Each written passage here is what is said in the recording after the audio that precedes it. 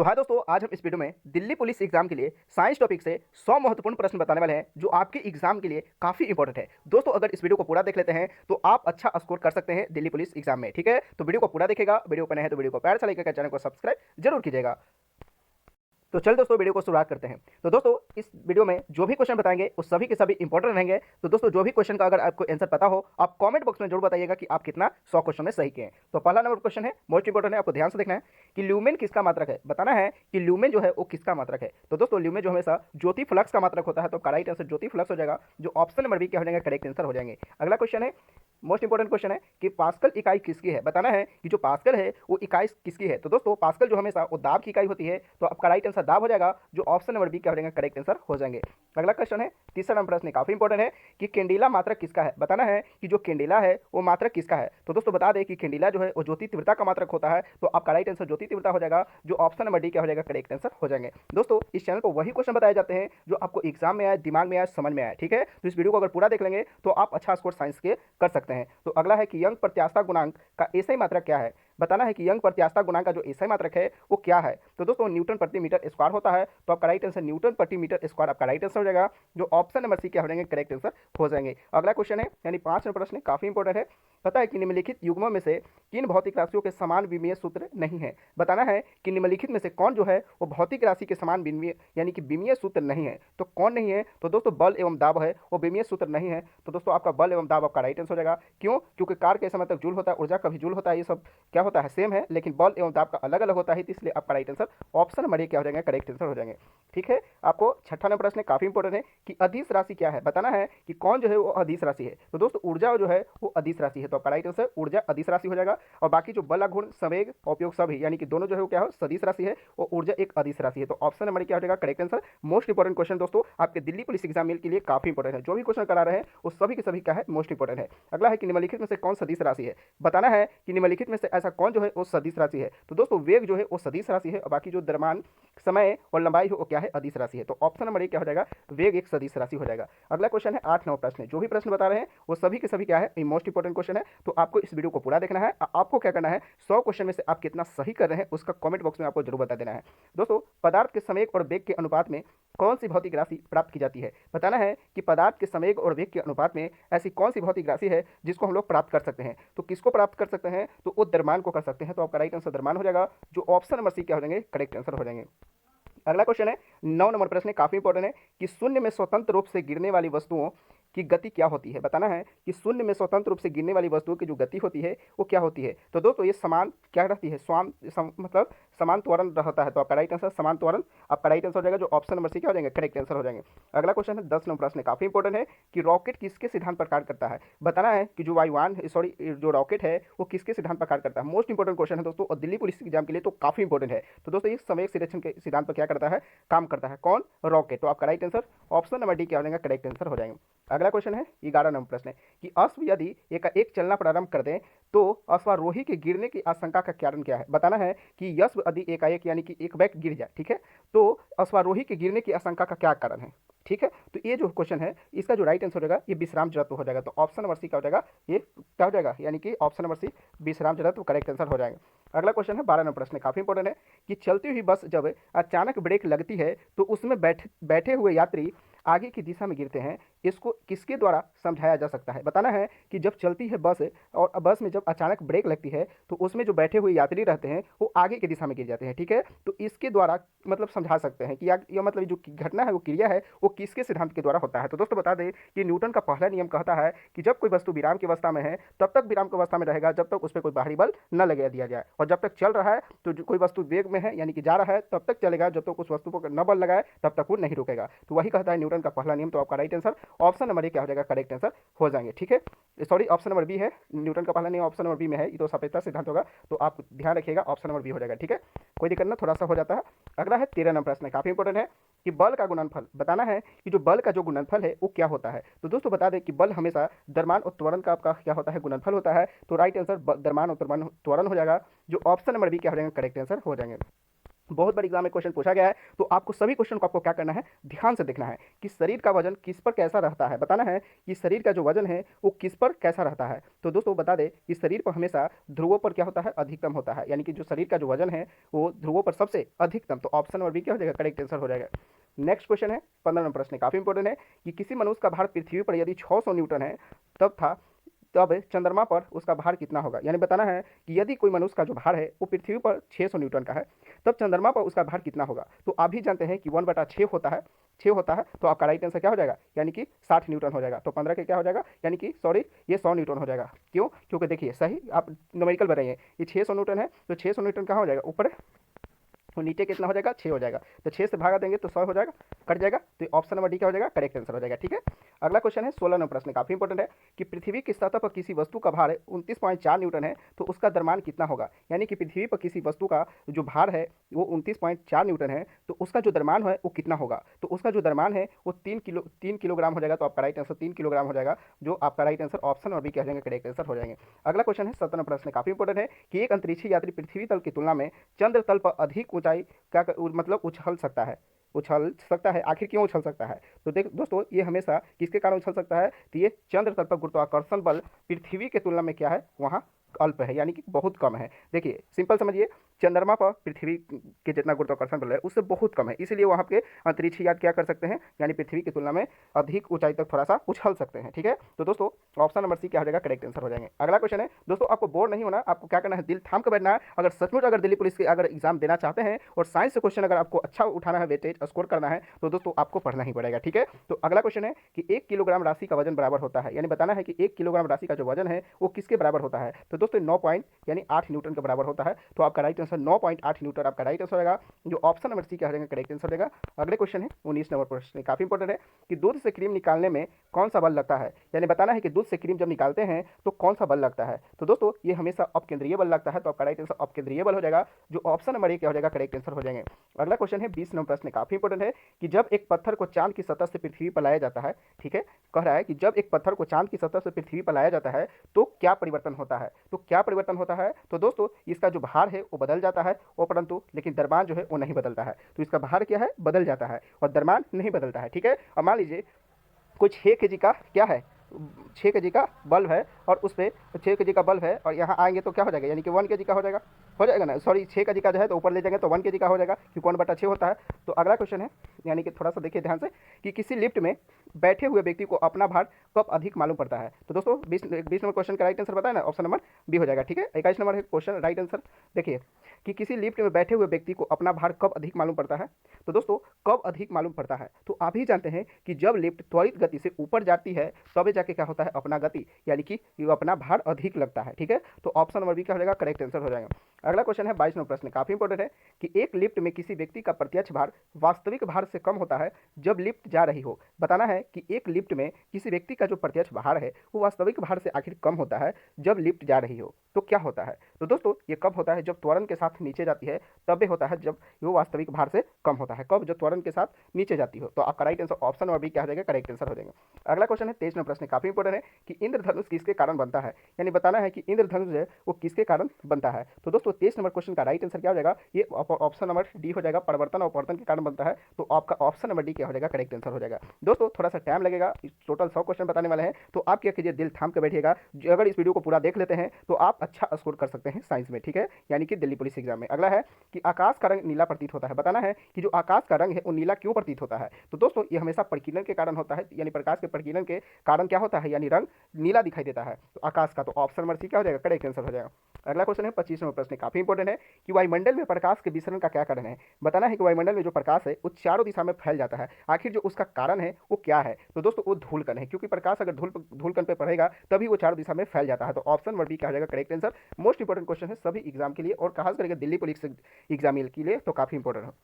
अगला क्वेश्चन है 26वां प्रश्न है कि खतरे के संकेत के लिए लाल प्रकाश का प्रयोग किया जाता है क्योंकि बताना है कि खतरे के संकेत में आखिर लाल रंग का जो प्रयोग है वो किस लिए करते हैं। तो दोस्तों यह आंखों के लिए आरामदायक होता है, तो आपका राइट आंसर आंखों के लिए क्या हो जाएगा, आरामदायक हो जाएगा। तो दोस्तों नहीं हो गया, क्यों? क्योंकि इसका जो प्रकीर्णन है वो कम होता है। अभी जानते हैं, तो ये आंखों के लिए आरामदायक होता है, ये इसका काम रासायनिक परिवर्तन होता है, इसका जो हवा द्वारा इसका अवशोषण कम होता है। ये तीनों क्या है, गलत है। ठीक है, तो ये आपका ऑप्शन नंबर ए हो जाएगा, जो इसका प्रकीर्णन सबसे कम होता है, इसका तरंग सबसे ज्यादा होता है। ठीक है, तो ऑप्शन नंबर पूरा के यानी कि ऑप्शन नंबर ए क्या हो जाएगा, करेक्ट आंसर। सिंपल थोड़ा सा इसलिए बता दिए ताकि आप देखते हैं कि आप क्या कर बोलते हैं, तो option number A correct answer हो जाएगा। अगला है 27वां प्रश्न, काफी इंपॉर्टेंट है कि समुद्र नीला प्रतीत क्यों होता है। बताना है कि जो समुद्र है वो नीला क्यों प्रतीत होता है। तो दोस्तों हमेशा आकाश के परिवर्तन तथा जल के कणों द्वारा प्रकाश के प्रकीर्णन के कारण क्या होता है, यानी समुद्र नीला प्रतीत होता है। तो 27 के ऑप्शन नंबर बी क्या हो जाएगा, करेक्ट आंसर हो जाएंगे। अगला क्वेश्चन है 28वां प्रश्न, काफी इंपॉर्टेंट है कि अस्त होते समय सूर्य लाल दिखाई देता है। बताना है कि जब सूर्य अस्त हो जाता है उस समय सूर्य लाल दिखाई देता है, आखिर क्यों दिखाई देता है। तो दोस्तों बता दें कि प्रकाश के प्रकीर्णन के कारण क्या होता है, यानी सूर्यास्त होने के बाद भी सूर्य हमेशा लाल दिखाई देता है, ये प्रकाश के प्रकीर्णन के कारण दिखाई देता है। तो ऑप्शन नंबर बी क्या हो जाएगा, करेक्ट आंसर हो जाएंगे। ठीक है दोस्तों, जो भी क्वेश्चन बता रहे हैं वो सभी के सभी इंपॉर्टेंट है, और इसी तरह का क्वेश्चन इंपॉर्टेंट देखने के लिए आप इस चैनल को सब्सक्राइब करके बेल आइकन को जरूर प्रेस कर लीजिएगा, और वीडियो को प्यारा सा लाइक जरूर कर दीजिएगा। अगला क्वेश्चन है कि साबुन के पतले झाग में चमकदार रंगों का बनना किस परिघटना की परिणाम है। बताना है कि साबुन के जो पतले झाग में चमकदार रंगों का जो आथी पट्टी बनता है, यानी कि चमकदार पट्टी जो परिघटना होता है उसके कारण क्या होता है। तो दोस्तों ये किसके कारण होता है, तो ये भौतिक परावर्तन और व्यतिकरण के कारण। बहुत बार एग्जाम में क्वेश्चन पूछा गया, और दिल्ली पुलिस एग्जाम के लिए तो काफी इंपॉर्टेंट है। तो ऑप्शन नंबर ए क्या हो जाएगा, करेक्ट आंसर हो जाएगा। अगला क्वेश्चन है 30 नंबर प्रश्न, काफी इंपॉर्टेंट है कि मोटर कार में पक्ष दृश्य के लिए कौन सा दर्पण प्रयुक्त होता है। यानी बताना है कि मोटर कार में पीछे की जो वस्तु है उसको देखने के लिए हम किस दर्पण का उपयोग करते हैं। तो दोस्तों ये उत्तल दर्पण का उपयोग करते हैं। क्योंकि उत्तल दर्पण में इसलिए उपयोग करते हैं क्योंकि उसमें छोटा प्रतिबिंब बनता है, और पीछे का जो बड़ा वस्तु है यानी कि गाड़ी है उसको छोटा रूप में हमको देखने के लिए कि किधर से गाड़ी आ रहा है, जा रहा है। तो option number D correct answer हो जाएगा। अगला क्वेश्चन है 31 नंबर प्रश्न, काफी इंपॉर्टेंट है कि दाढ़ी बनाने के लिए कौन सा काम में लेते हैं। यानी बताना है कि दाढ़ी बनाने के लिए कौन सा ऐसा दर्पण है जिसको हम लोग उपयोग करते हैं। तो दोस्तों अवतल दर्पण का उपयोग करते हैं। क्यों करते हैं, क्योंकि इसमें बड़ा प्रतिबिंब बनता है। तो ऑप्शन नंबर ए अवतल दर्पण करेक्ट आंसर हो जाएगा। अगला क्वेश्चन है 32वां प्रश्न कि मानव आंख के रेटिना पर कैसा प्रतिबिंब बनता है। बताना है कि मानव आंख के जो रेटिना है उस पर कैसा प्रतिबिंब बनता है। तो दोस्तों ये वास्तविक और उल्टा बनता है। कैसा बनता है, वास्तविक और उल्टा। तो आपका राइट आंसर वास्तविक और उल्टा हो जाएगा, जो option number A correct answer हो जाएगा। अगला क्वेश्चन है 33वां प्रश्न, काफी इंपॉर्टेंट है कि दो ग्रह जिनके उपग्रह नहीं है। बताना है कि ऐसा कौन सा दो जो ग्रह है जिनका कोई उपग्रह नहीं है। तो कौन ऐसा उपग्रह है। तो दोस्तों ये बुध और शुक्र ऐसे दो ग्रह हैं जिनका कोई उपग्रह नहीं है। तो आपका option number B correct answer हो जाएगा। अगला क्वेश्चन है 34वां प्रश्न कि निम्न में से किस ग्रह के चंद्रमाओं की संख्या सबसे अधिक है। बताना है कि निम्न में से किस ग्रह के चंद्रमाओं की संख्या सबसे अधिक है। तो किसकी सबसे अधिक है, तो दोस्तों ये अरुण की सबसे अधिक है। तो दोस्तों अरुण हो जाएगा, जो ऑप्शन नंबर सी क्या हो जाएगा, करेक्ट आंसर हो जाएगा। ठीक है, इसको सी है, डी हो गया था, सी कर लीजिएगा। ठीक है, तो ऑप्शन नंबर सी क्या हो जाएगा, करेक्ट आंसर। अगला क्वेश्चन है 35वां प्रश्न है कि निम्न में से किस ग्रह को भोर का तारा, जिसे इंग्लिश में हम लोग मॉर्निंग स्टार के नाम से जानते हैं। तो दोस्तों मॉर्निंग स्टार यानी भोर के तारा हम लोग किसको कहते हैं। तो बहुत बड़े एग्जाम में क्वेश्चन पूछा गया है, और दिल्ली पुलिस एग्जाम के लिए तो काफी इंपॉर्टेंट है। तो दोस्तों ये शुक्र ग्रह को कहते हैं। तो आपका ऑप्शन नंबर बी शुक्र ग्रह करेक्ट आंसर हो जाएगा। नेक्स्ट क्वेश्चन है 36वां प्रश्न, काफी इंपॉर्टेंट है कि कौन सा ग्रह सूर्य के चारों ओर 88 दिन में एक चक्कर लगाता है। यानी बताना है कि ऐसा कौन सा ग्रह है जो सूर्य के चारों ओर यानी कि 88 दिन में एक चक्कर लगा देता है। तो ऐसा कौन सा ग्रह है। तो दोस्तों बहुत बड़ा एग्जाम में क्वेश्चन पूछा गया, जो बुध ग्रह है वो 88 दिन में क्या करता है, सूर्य के पूरा चक्कर लगा देता है। ठीक है, यानी सूर्य है और उसको पूरा चक्कर लगा देगा। तो ठीक है, तो ऑप्शन नंबर बुध करेक्ट आंसर हो जाएगा। नेक्स्ट क्वेश्चन है 37वां प्रश्न, ठीक है, कि निम्न में से किस ग्रह का घनत्व पानी से कम है तथा पानी में डाल देने पर वह तैरने लगेगा। यानी बताना है कि ऐसा कौन सा ग्रह है जिसका घनत्व पानी से कम है तथा पानी में डाल देने पर वह तैरने लगेगा। तो किसका है, तो दोस्तों जो शनि ग्रह है उसका जो घनत्व वो सबसे कम है, और पानी में डाल देने पर ये तैरने लगेगा। यानी समुद्र में अगर शनि ग्रह को गिरा दीजिएगा तो तैरने लगेगा, यानी कि छहल जाएगा शनि ग्रह। ठीक है, तो option number C correct answer रहेगा। दोस्तों इस क्वेश्चन को इसलिए बताते हैं, यानी कि इस तरीके से बताते हैं ताकि आपको एग्जाम में आए, दिमाग में आए, समझ में आए। दोस्तों अगर आप समझ लीजिएगा तो आप किसी भी गवर्नमेंट एग्जाम में आप आराम से क्वेश्चन सॉल्व कर सकते हैं। तो इस चैनल पर वही क्वेश्चन बताए जाते हैं जो आपको एग्जाम में आए, दिमाग में आए, समझ में आए। तो दोस्तों अभी भी वीडियो बना है तो वीडियो को प्यार से लाइक करके चैनल को सब्सक्राइब जरूर कीजिएगा, इसी तरह का टॉपिक वाइज क्वेश्चन देखने के लिए और मैराथन क्लास देखने के लिए और जीके जीएस में अच्छा स्कोर करने के लिए। ठीक है, अगर किसी भी गवर्नमेंट एग्जाम की तैयारी करते हैं तो अपने दोस्तों के पास जरूर चैनल को शेयर कर दीजिएगा। अगला क्वेश्चन है कि सूर्य की सतह का तापमान होता है। बताना है कि सूर्य की सतह का जो तापमान है वो लगभग में कितना होता है। तो दोस्तों इतना बात याद रखिएगा कि 5800 से लेकर 6000 डिग्री सेल्सियस तक क्या होता है, यानी यानी सतह का तापमान होता है। तो ऑप्शन नंबर ए क्या हो जाएगा, करेक्ट आंसर हो जाएगा। ठीक है, मोस्ट इंपोर्टेंट क्वेश्चन है। अगला है 39वां प्रश्न है कि सूर्य के सबसे निकट तारा, सूर्य के सबसे जो निकट तारा है वो क्या है। तो दोस्तों ये फ्रोक्सीमा सेंचुरी है, तो आपका राइट आंसर फ्रोक्सीमा सेंचुरी हो जाएगा। इसको सेंटोटी लिखते हैं लेकिन फ्रोक्सीमा सेंचुरी पढ़ते हैं। तो ऑप्शन नंबर डी क्या हो जाएगा, करेक्ट आंसर होना चाहिए। अगला क्वेश्चन है 40वां प्रश्न, मोस्ट इंपोर्टेंट है कि नेपच्यून की खोज की थी, यानी बताना है कि नेपच्यून के जो खोज है वो किसने किया था। तो दोस्तों मोस्ट इंपोर्टेंट क्वेश्चन है कि नेपच्यून के जो खोज है वो गेले नामक वैज्ञानिक किया था। तो आपका राइट आंसर गेले नामक वैज्ञानिक आपका राइट आंसर हो जाएगा, जो ऑप्शन नंबर ए क्या हो जाएगा, करेक्ट आंसर हो जाएगा। अगला है 41वां प्रश्न, काफी इंपोर्टेंट है कि सूर्य के निकटतम स्थित ग्रह है, यानी बताना है कि सूर्य के सबसे निकटतम जो स्थित ग्रह है वो कौन सा ग्रह है। तो दोस्तों सूर्य के सबसे निकट का ग्रह बुध होता है। तो आपका राइट आंसर बुध हो जाएगा, जो ऑप्शन नंबर ए क्या हो जाएगा, करेक्ट आंसर हो जाएगा। दोस्तों आपको वीडियो कैसा लग रहा है कमेंट करके जो बताइएगा, और वीडियो बनाए हैं तो वीडियो को प्यार से लेकर चैनल को सब्सक्राइब जरूर कीजिएगा। और आप कितना 40 क्वेश्चन में अभी सही किए कमेंट कीजिए, और दोस्तों 100 क्वेश्चन में आप टोटल कितना सही करेंगे वो भी आप लास्ट में कमेंट जरूर कीजिएगा। और लास्ट में आपको एक महत्वपूर्ण बात बताने वाले हैं, तो आप वीडियो को क्या कीजिएगा, एकदम दिल थाम कर देखिएगा पूरा, और सभी क्वेश्चन को एनालिसिस कीजिएगा। और अगला है सौरमंडल का सबसे छोटा ग्रह। तो दोस्तों बता दें कि सौरमंडल का सबसे छोटा ग्रह को हम बुध कहते हैं, और बड़ा ग्रह को बृहस्पति कहते हैं। तो छोटा ग्रह पूछ रहा है तो बुध हो जाएगा, तो option number A correct answer हो जाएगा। अगला क्वेश्चन है कि सौरमंडल का सबसे बड़ा ग्रह, तो अभी बताया है ना कि सौरमंडल का सबसे बड़ा ग्रह किसको कहते हैं, तो बृहस्पति को कहते हैं। तो आपका राइट आंसर बृहस्पति हो जाएगा, जो ऑप्शन नंबर बी क्या हो जाएगा, करेक्ट आंसर हो जाएगा। नेक्स्ट क्वेश्चन है 44वां प्रश्न है कि निम्नलिखित में से कौन सा एक तारा पृथ्वी के सर्वाधिक समीप है, यानी बताना है कि ऐसा कौन सा एक तारा है जो पृथ्वी के सबसे नजदीक है। तो कौन सा तारा है। तो दोस्तों सूर्य जो है वो सबसे नजदीक का तारा है। मोस्ट इंपोर्टेंट क्वेश्चन, जैसे देख लीजिए ये सूर्य है, ये क्या है, ये पट्टी है। ठीक है, ये पट्टी है। ठीक है, समझिए ध्यान से समझिए, ये समझ जाएगा। पहला ग्रह पर बुध है, उसके बाद शुक्र है, उसके बाद पृथ्वी है। ठीक है, तो ये जो पृथ्वी है, जो पृथ्वी ये कितना नज़दीक पे है कि नहीं है ना, यहाँ से पृथ्वी ये नज़दीक पे है ना। तो यही ये तारा है, सूर्य क्या है, तारा है जो पृथ्वी से क्या है, नज़दीक का तारा है। तो यही option number C correct answer हो जाएगा। दोस्तों आपको एक भी क्वेश्चन आपको ऐसा नहीं लगेगा कि क्वेश्चन ये कहाँ से लाए हैं और कौन सा क्वेश्चन है, आपको समझा देते हैं। ठीक है, देखिए सौर परिवार में शुद्ध ग्रह पही एक ऐसा क्षेत्र है जो इनकी कक्षाओं के बीच विद्वान है, यानी बताना है कि सौर परिवार में क्षुद्र ग्रह या पट्टी जिसको पक्षी कहते हैं, एक ऐसा क्षेत्र है जो इनकी कक्षाओं में विद्वान रहता है। किनकी कक्षाओं में विद्वान रहता है। तो दोस्तों मोस्ट इंपोर्टेंट क्वेश्चन है कि मंगल और बृहस्पति ग्रह के बीच में रहता है। जैसे देख लीजिए ये मंगल ग्रह है, ये बृहस्पति ग्रह है, इनके बीच में जो है ये क्षुद्र पट्टी बने रहते हैं। ठीक है, क्षुद्र पट्टी। ठीक है, ये मंगल ग्रह है, ये बृहस्पति है, ये शनि है, ये अरुण है, वरुण है, ये मंगल है। उसके बाद देखिए बुध है, ये बुध है, शुक्र है, पृथ्वी है, मंगल हो जाएगा, और इसके बीच में क्या होता है, क्षुद्र ग्रह रहता है। ठीक है, तो यही पूछ रहा है कि सौर परिवार में क्षुद्र जो पट्टी या पही एक ऐसा क्षेत्र है जो इनकी कक्षा में विद्वान रहता है। किनकी कक्षा में रहता है, तो ये मंगल ग्रह और बृहस्पति ग्रह। तो यही क्वेश्चन पूछ रहा है, तो दोस्तों option number B correct answer हो जाएगा। नेक्स्ट क्वेश्चन है, आपको ध्यान देना है, यानी कि 46वां प्रश्न है कि द्रव्यमान संख्या किसका योग है। तो दोस्तों आप भी जानते हैं कि जो द्रव्यमान संख्या होता है वो प्रोटॉन और न्यूट्रॉन की संख्या के बराबर होता है। तो आपका राइट आंसर प्रोटॉन और न्यूट्रॉन की संख्या बराबर, आपका ऑप्शन नंबर बी क्या हो जाएगा, करेक्ट आंसर हो जाएगा। नेक्स्ट क्वेश्चन है 47वां प्रश्न है कि निम्नलिखित में से कौन सा एक न्यूक्लियॉन नहीं है। बताना है कि निम्नलिखित में से ऐसा कौन है जो न्यूक्लियॉन नहीं है। मोस्ट इंपोर्टेंट क्वेश्चन है, आपको ध्यान देना है। तो दोस्तों बता दें कि इलेक्ट्रॉन जो है वो क्या है, न्यूक्लियॉन नहीं है। तो option number C correct answer हो जाएगा, न्यूक्लियॉन इलेक्ट्रॉन। ठीक है, अगला है 48वां प्रश्न, काफी इंपोर्टेंट है कि वर्ष 1897 में इलेक्ट्रॉन की खोज किसने की थी। मोस्ट इंपोर्टेंट क्वेश्चन है, आपको ध्यान देना है कि जो 1897 ईस्वी में इलेक्ट्रॉन की जो खोज है वो किसने किया था। तो इलेक्ट्रॉन की जो खोज जो जे थॉमसन नामक जो वैज्ञानिक है वो खोज किया था। तो आपका राइट आंसर जे थॉमसन जगह, जो ऑप्शन नंबर क्या हो जाएगा, करेक्ट आंसर हो जाएगा 48 नंबर का। ठीक है, 49वें प्रश्न की ओर बात करते हैं, यानी मोस्ट इंपोर्टेंट क्वेश्चन है, तो आपको ध्यान देना है।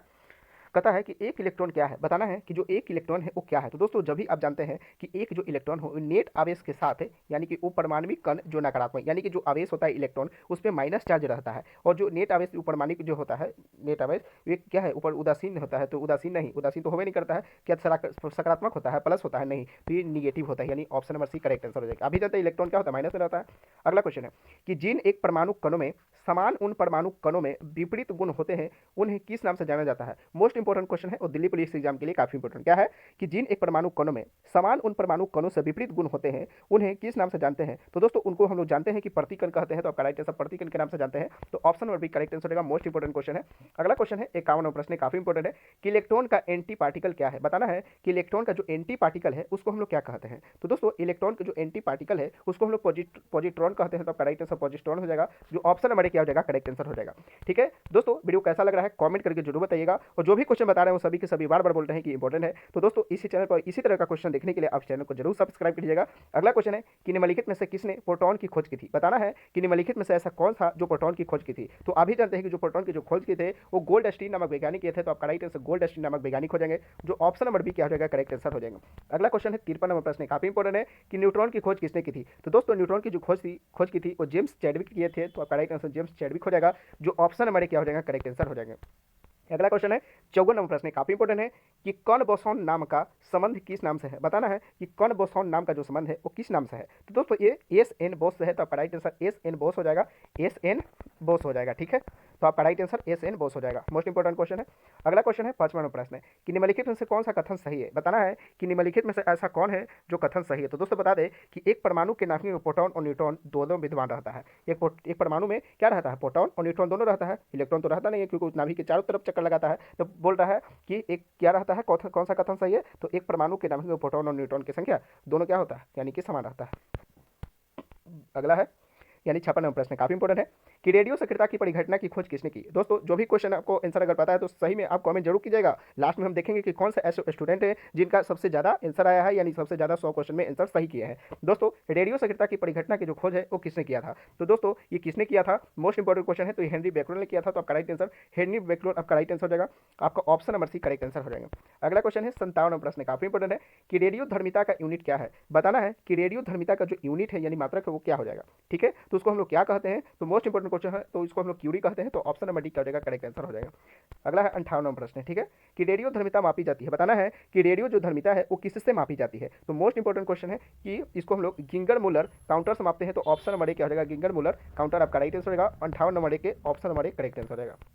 59 प्रश्न काफी इंपॉर्टेंट है कि रेडियो धर्मी वस्तुओं को किससे बने पात्र में रखना चाहिए? बताना है कि रेडियो धर्मी जो वस्तुओं को किससे बने पात्र में रखना चाहिए, तो किसमें रखना चाहिए? तो दोस्तों ये शीशा में रखना चाहिए, तो आपका ऑप्शन नंबर शीशा करेक्ट आंसर हो जाएगा। अगला क्वेश्चन है 60 प्रश्न है कि रेडियो धर्मी तत्व किसका उत्सर्जन करते हैं? बताना है कि रेडियो धर्मी जो तत्व है वो किसका उत्सर्जन करते हैं? तो अभी जानते हैं कि जो रेडियो धर्मी जो तत्व है वो अल्फा बीटा और गामा किरण को क्या करता है, यानी कि उत्सर्जन करता है। तो अल्फा बीटा तथा गामा विकिरण आपका राइट आंसर हो जाएगा, जो ऑप्शन नंबर भी करेक्ट आंसर हो जाएंगे।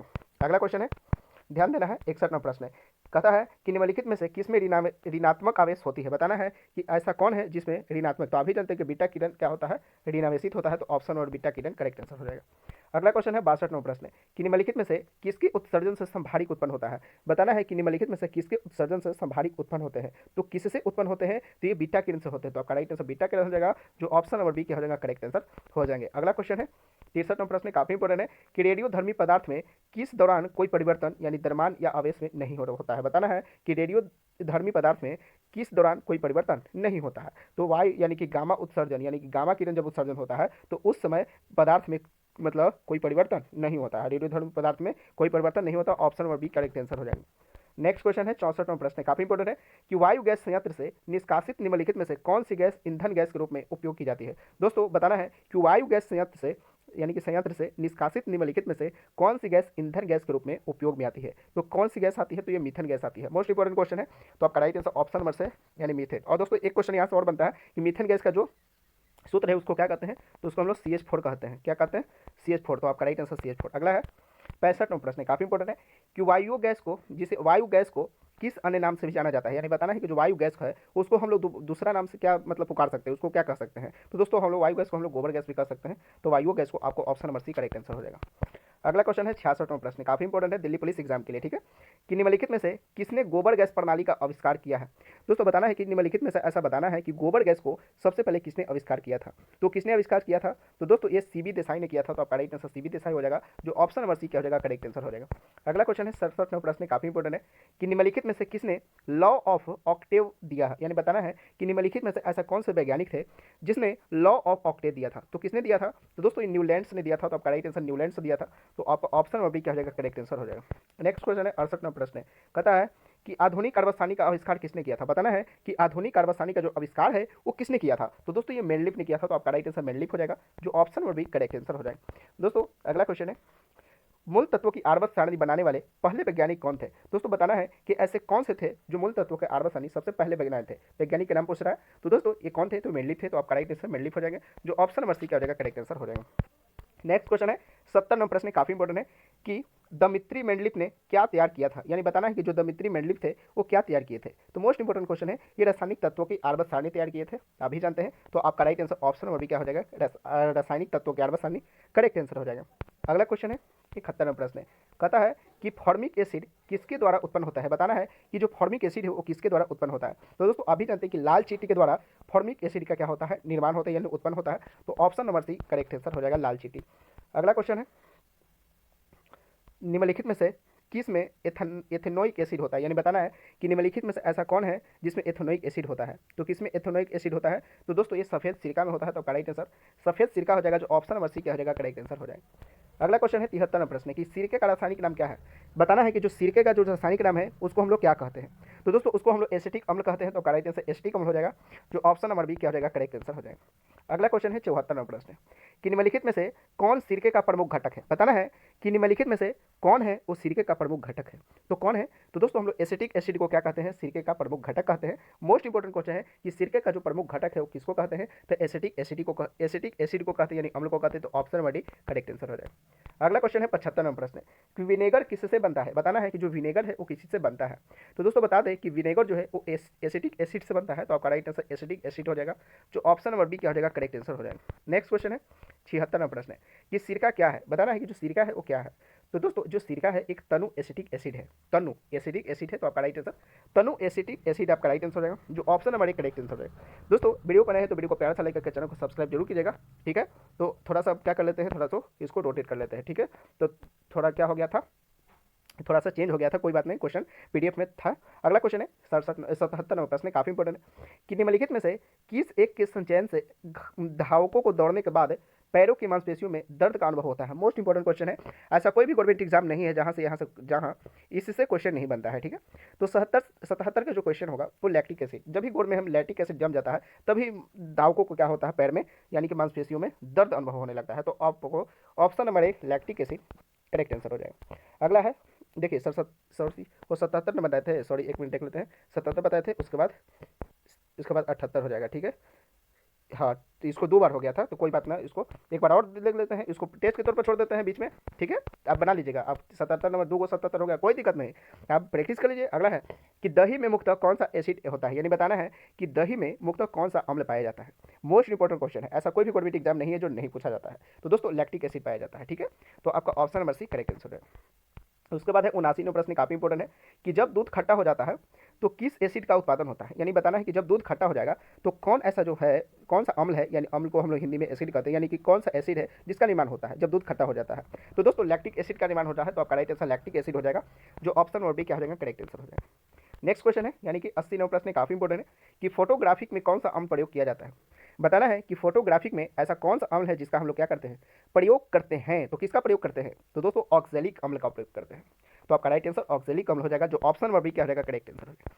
नेक्स्ट क्वेश्चन है 81 नंबर प्रश्न है, कहता है कि निम्नलिखित में से कौन सा यौगिक गुर्दे की पत्थरी का निर्माण करने वाला सर्वाधिक समान यौगिक है। यानी बताना है कि निम्नलिखित में से कौन सा यौगिक गुर्दे की पत्थरी का निर्माण करने वाला सर्वाधिक समान यौगिक है। तो कौन यौगिक है, तो बताना है, बताइए क्या है। तो कैल्शियम ऑक्जिलेट है। तो आपका राइट आंसर कैल्शियम ऑक्जिलेट हो जाएगा, जो option number A correct answer हो जाएगा। नेक्स्ट क्वेश्चन है 82 नंबर प्रश्न काफी इंपॉर्टेंट है कि नींबू का खट्टा स्वाद किसकी मौजूदगी के कारण होता है। मोस्ट इंपॉर्टेंट क्वेश्चन है, इसको आपको क्या करना है, टेस्ट के तौर पर छोड़ा है कि आपको बताइएगा, नहीं बता देते हैं कि दोस्तों नींबू का जो खट्टा स्वाद है वो किसके कारण है। तो अभी जानते हैं किसके कारण है दोस्तों, टेस्ट के तौर पर हमें लग रहा है कि छोड़ दे, नहीं, देखिए साइट्रिक एसिड के कारण होता है खट्टा पदार्थ जो है वो citric acid, option number A correct answer है, ऐसे याद रखिए। अगला क्वेश्चन है 83 नंबर प्रश्न है कि गाजर का रंग इसकी मौजूदगी के कारण होता है। यानी बताना है कि गाजर का जो रंग है वो किसके कारण होता है। तो दोस्तों कैरोटीन के कारण गाजर का रंग होता है। तो आपका option number D correct answer हो जाएगा। नेक्स्ट क्वेश्चन है 84 का प्रश्न काफी इंपॉर्टेंट है दोस्तों, 100 क्वेश्चन होने वाला है और आप कमेंट करके जरूर बताइएगा कि कितना आप क्वेश्चन सही किए हैं। और दोस्तों इसी तरह का क्वेश्चन देखने के लिए चैनल को जरूर सब्सक्राइब कीजिएगा, क्योंकि इस चैनल पे वही क्वेश्चन बताए जाते हैं जो आपके एग्जाम में आए, दिमाग में आए, समझ में आए। तो आपका 84वां प्रश्न है कि पपीते में पीले रंग का कारण क्या है। यानी बताना है कि जो पपीते में पीला रंग होता है किसके कारण होता है। तो दोस्तों ये किसके कारण होता है, मोस्ट इंपॉर्टेंट क्वेश्चन है, आपको बताइए। तो ये कैरिका जेंथिन के कारण होता है। तो आपका राइट आंसर कैरिका जेंथिन हो जाएगा, जो ऑप्शन नंबर सी का हो जाएगा करेक्ट आंसर। अगला है 85 नंबर प्रश्न है कि मिर्च की तीक्ष्णता का कारण क्या है। यानी बताना है कि जो मिर्च है वो तीखा लगता है, आखिर क्यों लगता है, किसके कारण लगता है मतलब एक ठेठ भाषा में समझा दे। देखिए मिठाई जो है वो क्यों तीखा लगता है, आप बताइए क्यों लगता है। तो कैप्सिन की उपस्थिति के कारण मिर्चाई में क्या होता है, कैप्सिन, तो आपका option number D correct answer हो जाएगा। ठीक है, देखिए इस चैनल को वही क्वेश्चन बताए जाते हैं जो आपको एग्जाम में आया, दिमाग में समझ में आया, तो कोई डरना नहीं है, आपको सभी क्वेश्चन को आपको क्या करना है, कमेंट करना है, आपको क्वेश्चन सही आंसर आपको देना है। 86वां प्रश्न है कि सिनकोना का कौन सा भाग औषधि देता है, बताना है कि जो सिनकोना का ऐसा कौन सा जो भाग है वो औषधि देता है, तो कौन सा भाग है, तो दोस्तों जो छाल है वो औषधि देता है, तो ऑप्शन नंबर सी छाल आपका करेक्ट आंसर हो जाएगा। नेक्स्ट क्वेश्चन है 87वां प्रश्न है कि निम्नलिखित में से कौन सा कारक बीजों के परिकीर्णन द्वारा पादपों के प्रबंधन में योगदान नहीं करता है, यानी बताना है कि ऐसा कौन सा कारक जो बीजों के परिकीर्णन द्वारा पादपों के प्रबंधन में योगदान नहीं करता है, तो कौन नहीं योगदान करता है, तो कवक जो है योगदान नहीं करता है, तो option number B correct answer हो जाएगा। नेक्स्ट क्वेश्चन है 88वां प्रश्न है कि धनिया में उपयोगी अंश होता है, बताना है कि धनिया में जो उपयोगी अंश है वो क्या है, तो दोस्तों ये पत्ते और सूखे फल होता है, तो आपका राइट आंसर पत्ते और सूखे फल हो जाएगा, जो option number C correct answer हो जाएगा। अगला क्वेश्चन है 89वां प्रश्न, काफी इंपॉर्टेंट है कि अफीम पोस्ता पौधे के किस भाग से प्राप्त की जाती है, बताना है कि जो अफीम पोस्ता है वो पौधे के किस भाग से प्राप्त की जाती है, तो किससे प्राप्त किए जाते हैं, तो अधपक्के फल से करते हैं, तो आपका राइट आंसर अधपक्के फल हो जाएगा, जो option number C correct answer हो जाएगा। नेक्स्ट क्वेश्चन है 90वां प्रश्न, काफी इंपॉर्टेंट है कि इस पेड़ की छाल मसाले के रूप में प्रयोग किया जाता है, बताना है कि ऐसा कौन सा पेड़ की जो छाल है जिसे हम लोग मसाले के रूप में प्रयोग करते हैं, तो किसका करते हैं जल्दी बताइए, तो दोस्तों ये दालचीनी का प्रयोग करते हैं, तो ऑप्शन नंबर एक करेक्ट आंसर हो जाएगा दालचीनी। ठीक है, तो ऑप्शन नंबर दालचीनी क्या हो जाएगा करेक्ट आंसर। नेक्स्ट क्वेश्चन है यानी कि 91वां प्रश्न है, काफी इंपॉर्टेंट है कि केसर मसाला बनाने के लिए पौधे का कौन सा भाग उपयोग में लाया जाता है, यानी कि केसर मसाला जो बनाने के लिए कौन सा पौधे का उपयोग किया जाता है, उपयोग में लाया जाता है, तो किसका उपयोग किया जाता है, तो दोस्तों वर्ती कागड़ का, तो आपका राइट आंसर वर्ती कागड़ हो जाएगा, जो option number D correct answer हो जाएगा। मोस्ट इंपॉर्टेंट क्वेश्चन है। अगला है 92वां प्रश्न, काफी इंपॉर्टेंट है कि निम्नलिखित में से कौन सा पादप रेशा तने से प्राप्त होता है, यानी बताना है कि निम्नलिखित में से ऐसा कौन सा जो पादप है जो रेशा तने से प्राप्त होता है, तो किससे प्राप्त होता है, तो दोस्तों सनई से प्राप्त होता है, तो आपका राइट आंसर सनई हो जाएगा, जो ऑप्शन नंबर सी क्या हो जाएगा करेक्ट आंसर हो जाएगा। नेक्स्ट क्वेश्चन है 93वां प्रश्न कि निम्न रेशों में से कौन पौधे के तने का उत्पादन नहीं है, यानी बताना है कि निम्न रेशा में से कौन जो है वो पौधे के तने का उत्पादन नहीं करता है, तो कौन नहीं करता है, तो दोस्तों ये कपास नहीं करता है, तो आपका राइट आंसर कपास हो जाएगा, जो ऑप्शन नंबर डी क्या हो जाएगा करेक्ट आंसर हो जाएगा। अगला क्वेश्चन है 94वां प्रश्न कि लौंग किससे प्राप्त होता है, यानी लौंग है, लौंग किससे प्राप्त होता है, लौंग नहीं लौंग है, ठीक है, तो लौंग याद रखिए कि लौंग किससे प्राप्त होता है, तो दोस्तों लौंग जो है वो फूल की कली से प्राप्त होता है, अभी जानते हैं कि लौंग जो है इस तरह से होता है, ठीक है, एक फूल होता है लौंग, ठीक है, इसका फूल होता है, इसको ये हो गया लौंग, क्या हो गया लौंग, तो लौंग जो है फूल की कली, बहुत बड़ी एग्जाम में क्वेश्चन पूछा गया, तो option number B correct answer. 95वें प्रश्न काफी इंपॉर्टेंट है कि अफीम प्राप्त किया जाता है, तो जो अफीम है वो किससे प्राप्त किया जाता है, तो दोस्तों ये बिना पके फल के लैटेक्स से प्राप्त किया जाता है, तो बिना फले यानी कि बिना जो पके फल के लैटेक्स, आपका option number C correct answer हो जाएगा 95 नंबर का। 96वें प्रश्न काफी इंपॉर्टेंट है, ध्यान से देखिएगा, 100 होने वाला है, तो आप जरूर कमेंट करके बताइए कितना क्वेश्चन सही किए, और दोस्तों नेक्स्ट वीडियो आपको किस टॉपिक के चाहिए कमेंट जरूर कर दीजिएगा। और दोस्तों किसी भी गवर्नमेंट एग्जाम की तैयारी करते हैं, अगर आपको जीके जैसा डर लगता है तो डरना नहीं है, चैनल से जुड़ जाइए और चैनल को सब्सक्राइब करके बेल आइकन को जरूर करें इसके लिए। अगला क्वेश्चन है कि मानव शरीर के किस अंग को शरीर का रासायनिक कारखाना कहा जाता है, तो मानव शरीर के किस अंग को शरीर का रासायनिक कारखाना कहा जाता है, मोस्ट इंपॉर्टेंट क्वेश्चन है, तो दोस्तों इसको हम लोग यकृत कहते हैं, यकृत जो है वो लीवर है, मानव शरीर के किस अंग को शरीर का रासायनिक कारखाना, यानी सभी को मतलब खाना खाएंगे तो लीवर में जाएगा, यहीं पे जितना है दालचीनी भात जितना होगा मिक्सलेनियस होते रहेगा किसमें यकृत में, तो ऑप्शन नंबर क्या हो जाएगा 96 का बी। अगला है 97 निम्नलिखित में से किसकी पहचान बिडाल परीक्षण से किया जाता है, यानी बताना है कि निम्नलिखित में से ऐसा कौन है जिसकी पहचान बिडाल परीक्षण से करते हैं, तो किसकी, तो टाइफाइड की, तो आपका राइट आंसर टाइफाइड हो जाएगा, जो option number C correct answer हो जाएगा। नेक्स्ट क्वेश्चन 98वां प्रश्न काफी इंपॉर्टेंट है कि मानव शरीर से नाइट्रोजन अपशिष्ट को हटाने के लिए कौन सा अंग जिम्मेदार है, यानी बताना है कि मानव शरीर से नाइट्रोजन अपशिष्ट को हटाने के लिए कौन सा है जो भाग वो जिम्मेदार है, तो कौन सा भाग है, तो ये गुर्दा भाग है, तो आपका राइट आंसर गुर्दा हो जाएगा, जो option number B correct answer हो जाएगा। नेक्स्ट क्वेश्चन है मोस्ट इंपॉर्टेंट है, तो आपको ध्यान से देखना है, यानी 99वें प्रश्न है, ठीक है, कि गुणसूत्रों की वंशागति का सिद्धांत किया था, यानी बताना है कि गुणसूत्रों की वंशागति का जो सिद्धांत है वो किसने दिया था, तो दोस्तों ये किसने दिया था, तो दोस्तों ये सूटन एवं बोवड़ी दिया था, तो आपका राइट आंसर सूटन एवं बोवड़ी हो जाएगा, जो ऑप्शन नंबर डी क्या हो जाएगा करेक्ट आंसर हो जाएगा। चलिए यहाँ तक देख लीजिए, और दोस्तों इस वीडियो को लास्ट प्रश्न आखिरी प्रश्न आपके लिए टेस्ट के तौर पर हमेशा आपके लिए छोड़ते हैं, तो आप बताइए कि निम्नलिखित में से कौन कीट का भाग नहीं है, यानी कि कीट नहीं है, तो आप बताइए कौन नहीं है, तो कमेंट जरूर कीजिएगा। तो दोस्तों इस तरह से अगर जो भी क्वेश्चन हम बताएं उस सभी की सभी साइंस से रिलेटेड है, और जो भी क्वेश्चन बताएं उस सभी की सभी इंपॉर्टेंट है, मोस्ट इंपॉर्टेंट है, तो आपको क्या करना है, इस वीडियो को सभी अपने फ्रेंडों के पास आपको शेयर कर देना है और इस चैनल को बता देना है, क्योंकि चैनल को वही तरीके से बताते हैं, और जीके जी इसमें अगर आपको बोर लगते हैं तो आपको बोर लगने का बात नहीं है, इस चैनल से जुड़ जाइए, इस चैनल को वही क्वेश्चन बताए जाते हैं जो सीधा सीधा आपको एग्जाम में आए और आने की संभावना है, ठीक है। तो दोस्तों वीडियो को नहीं तो वीडियो को प्यार से लेकर चैनल को सब्सक्राइब कर दीजिएगा, मिलते हैं किसी अगले वीडियो में, तब तक की जय हिंद जय भारत।